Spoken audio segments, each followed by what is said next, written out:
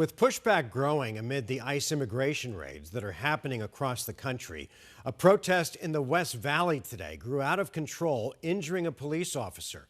All of this originated because protesters thought there was an ICE raid happening, but police say that wasn't the case. 12 News journalist Chase Golightly spoke with a former Valley police commander about how officers prepare for these situations, especially with more protests planned in the next few days. Video shows the moments Peoria police officers were pushed, had water thrown at them, and spit on.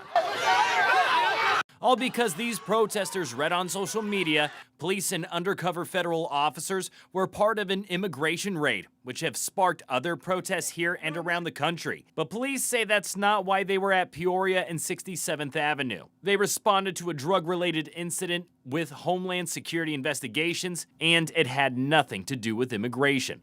The misinformation eventually leading to an officer getting assaulted by one of the protesters and a person being taken into custody. Retired Phoenix Police Commander Jeffrey Hines says more arrests could be coming for those who were there. You cannot enter into this inner perimeter because if you do, you're going to be arrested. In situations like this, where protests pop up, police set a perimeter that no one can cross.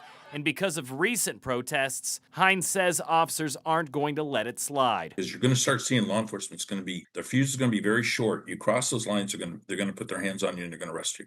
And they're going to do it quickly. Valley police departments are getting ready for more protests. Several are set for this Saturday in Arizona for what's being called No King's Day in response to President Donald Trump's birthday. So we know who's planning what, who's coming where, and try to estimate some of the sizes of the groups that are coming. Hines says departments are discussing plans for enforcement and backup if needed, telling me they have plenty of tools at their disposal to go after agitators that break the law. They have facial recognition, they have cameras on poles, they have drones. Saying the goal will be to keep everyone safe and only step in when necessary. If you're going to come out and you're going to protest, do it as loud as you want, as vocal as you want, but do not go hands-on with law enforcement. Do not damage patrol cars. Do not vandalize buildings because you're going to go to jail. Now, according to the No Kings website, it says about 40 protests are scheduled this upcoming Saturday all across Arizona, with one being held right here at the state capitol. We're live in Phoenix. Chase Golightly, 12 News.